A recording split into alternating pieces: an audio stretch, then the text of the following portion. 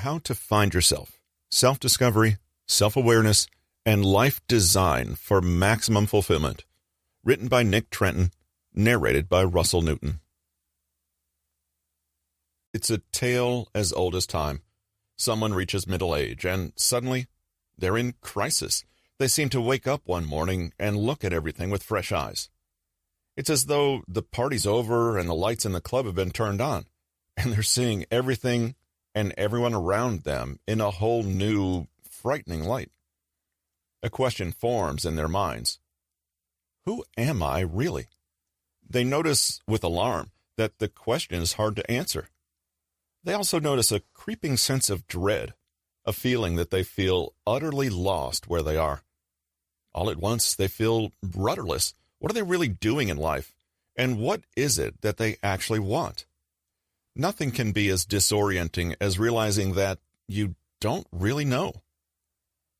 The oracle at Delphi famously had the words inscribed with "Know thyself." It sounds nice, but if you've picked up this book, chances are you have no idea what knowing yourself actually looks like or how to do it. There comes a point in many people's lives when they feel quite keenly that they have absolutely no idea who they are. Whether the sensation creeps up on them slowly or it comes all at once after a major life event, it feels the same, like you're completely adrift in life and cannot begin to answer the question, who am I and what do I really want out of this life? These can be heavy questions, no doubt. Before we start this book, however, there's one thing you should know. Questioning who you are is 100% normal. Seriously. Though it can feel like a major crisis to suddenly feel like a stranger to yourself, realize that confusion on this question is a completely human response to living in a, frankly, crazy world. If you're disoriented, overwhelmed, disappointed, exhausted, or just plain old confused, well, congratulations. These are the natural starting points for one of life's greatest challenges, discovering yourself. This book is for you if you feel inauthentic somehow, as though you're not really living the life you're meant to be. You feel as though you've just been carried along with life and haven't really chosen any particular path over another. You feel uninspired, unfocused, and have a vague sense of not fulfilling your potential. You don't know what you want. You have trouble committing to an occupation, a relationship, or even a particular opinion or worldview. You feel unsettled and unsure of yourself, as though you don't know what the purpose or meaning of your life really is. You feel bored and as though you've lost all spark and zest for life. You have trouble clearly identifying your strengths and weaknesses, and don't have a strong sense of your unique personality or path in life. If all this sounds familiar, you might be in need of some good old-fashioned soul-searching, and that's where this book comes in. Before we can answer the question of who we are, though, we need to be honest about why we're having so much difficulty with the question in the first place. If there are few things in life as important as a solid understanding of yourself as a person, then why is it seemingly so difficult to figure it all out? Why you're having trouble knowing who you are. Though it seems like self-knowledge is some arduous and long-winded journey, the truth is that it's a normal and healthy state of mind to know yourself and be in full alignment with your purpose, your interests, your strengths, and your limitations. This bears repeating. Self-knowledge is a normal, natural state. The problem is that we live in a world set up to obscure this natural relationship we have with ourselves. Though we might come into the world complete and with a strong sense of what we want, have you ever seen a baby struggle to know what they want out of life? We can soon lose sight of our own internal compass. The effect of our formative years. When you grew up, you didn't just grow physically. You also grew your personality, preferences, memories, habits, beliefs, including the untrue and limiting ones, and your understanding of what was possible for yourself in the world. This happened in the backdrop of your family life. If your family was dysfunctional, you might have established a foundation for your sense of self that was less than stable.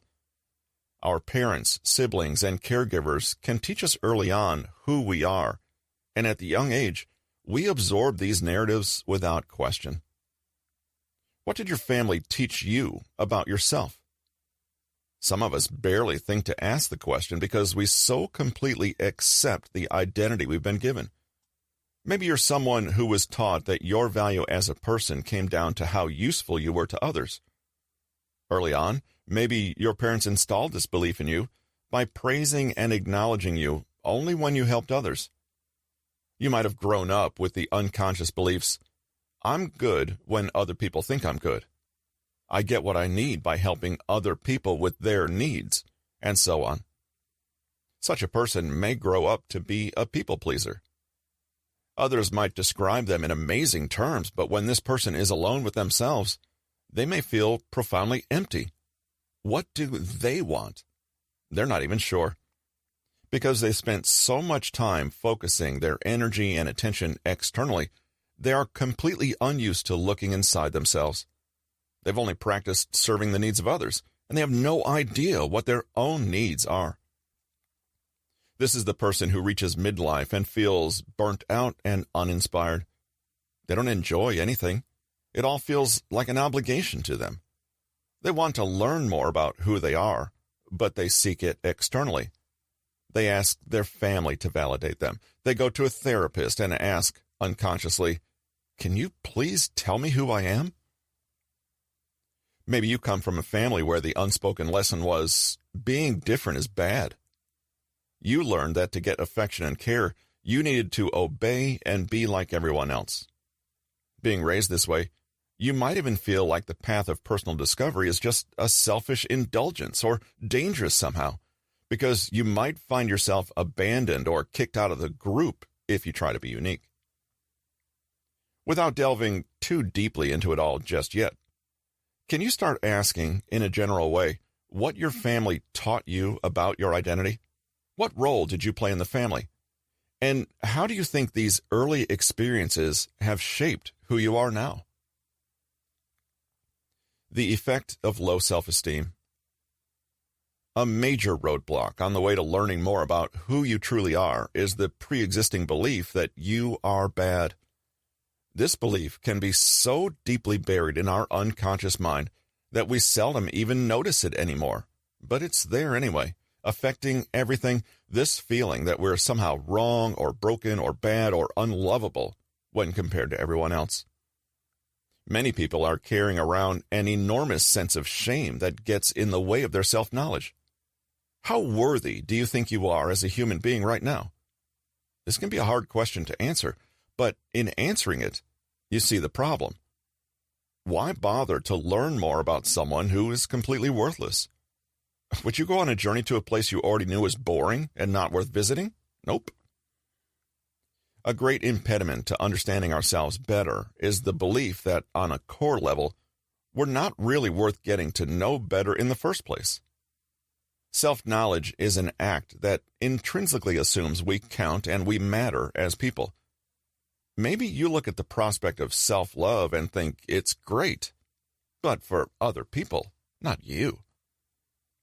Self-discovery can't happen unless we think that our identity is something valuable and worth not only investigating, but caring for and cherishing. The effect of the media. Let's come straight out and say it. Advertising, media, and news are not interested in helping you find your truest and most authentic self. Their goal is to sway your opinion, to convince you of a story, or, most commonly, to get you to buy something. The best way to get someone to buy something? Draw their attention to all the ways that they are currently lacking and need the thing you're selling them. Make them keenly feel that something is missing in their lives, and for a price you have that missing thing. Media of all kinds works constantly to send you the message, you are incomplete. You need something else. If you have that already, then you need more of it. Something is lacking. You are lacking. After all, A completely satisfied and healthy individual is not easily manipulated into buying things they don't need. The trick is that all of these messages are usually hidden from you. You may be inspired to act and think that you chose to do so independently because you genuinely wanted to be wealthier, more attractive, or have a cleaner bathroom than your neighbor does. But all the while, the message is still being felt. You're not enough just as you are. So, you march onward with the mission to solve a problem that was entirely manufactured in the first place. You feel incomplete, unworthy, dissatisfied. The next time you read the news or scroll through social media or watch a TV ad or flip through a magazine, ask yourself, what core beliefs are being reinforced and why? Notice how you feel. If you're feeling lost, a little pessimistic, and unsure who you are and what you want, you can rest assured that at least some of that feeling has been introduced to you by the media. It sounds sinister, but it's true. The ideal customer, reader, app user, or even voter is one who feels bad about themselves and who doesn't really know what they want. Why? Because these are the people who can be told what they want. The effect of an environment that reinforces a lack of authenticity. If you're unsure of who you are on a deep level, if you feel bad about yourself, or if you're stuck playing a role others have assigned you, you might find yourself in the company of other people who are living similarly inauthentic lives. When you wear a mask, you might find yourself surrounded by others who are also wearing masks. You might have a mask, let's call it your ego, or an identity you're very attached to, that has a particular impact on those around you. They respond to you and the mask, and in that way, reinforce it. Your family may treat you a certain way when you adopt a certain attitude with them. Life itself may seem to reward certain behaviors and discourage others. Maybe you're in a workplace where vulnerability is treated as suspicious and dangerous, and where fake, insincere people are rewarded. Where personal development is concerned, this point can be particularly painful. As we grow and find out who we are, we may discover that those around us actually don't like it. We may discover that our friends, family, and partners are attached to a vision of who we are that is not accurate or healthy. And if we change, we do risk causing disruption. In this way, our social environment can powerfully lock us into a way of being that doesn't feel like it's genuine. You've probably heard of people who make massive life improvements only to find that the people they thought of as their friends actually preferred it when that person has low self-esteem and didn't achieve much. When one person removes a mask, it highlights that everyone else is wearing one and not removing theirs, and this can be very uncomfortable for everyone involved. Many people put off the dream of delving more deeply into who they are because, on some level, they know that doing so will completely turn their world upside down. The effect of everyday lifestyle habits. The previous points have seemed rather enormous in scale, your upbringing, your culture, and so on. But we can also constantly create a life of authenticity for ourselves in the smaller, more everyday habits we choose. You see, the little things add up. In a real way, we're nothing more than the sum of all the tiny actions we take, day in and day out. The small choices. Is your life cluttered with meaningless actions that undermine who you really are? Are you quietly opting for a phony life in little ways without realizing it? Brick by brick, we can build a prison around ourselves with our lifestyle habits and our choices. Imagine someone who every day fritters away money on purchases for a lifestyle they don't really have. Maybe they're pressured by others to buy certain things to keep up, as many people are in certain careers.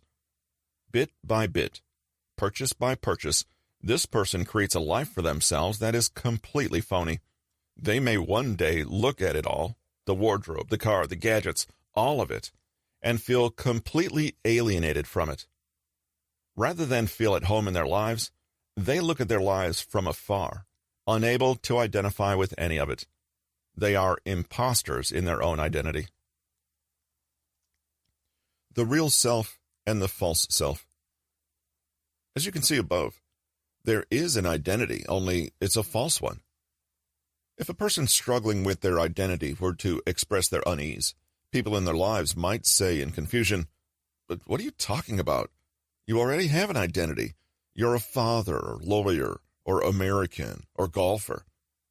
But we feel deep down that this ego, this collection of narratives, this story of the roles we've been assigned, is not who we are. It is an identity, but it's not really ours, not authentic, not genuine. Something inside us tells us that there is something else, something more real, and we'd like to know it. We'd like to find our true identity amid all the noise and confusion. Sadly, finding out who we really are may feel isolating and uncomfortable, since we abandon the old identity that may have been a comfort. Whether you call it your soul, your genuine personality, your identity, or something else, this real self is what we're after. Without it, we can feel disconnected, aimless, depressed, and lonely. We might feel like we go through life in a fog. Now, this isn't to say that social roles or people's expectations of us have no place in our identity. This isn't to say that our family histories or cultures don't or shouldn't have any bearing on who we are. Rather, it's about consciously being aware of what is a mask and what is real. It's about choosing to connect with our real selves and foregoing things that feel false, insincere, or pointless. When we do this, we're not only crystal clear about who we are, but we are energized. Suddenly, the path forward seems illuminated, and we take joy in life again. Take heart. Your true self never went anywhere. It's still there. Our quest is just to find it again and reconnect to it, or connect to it for the first time.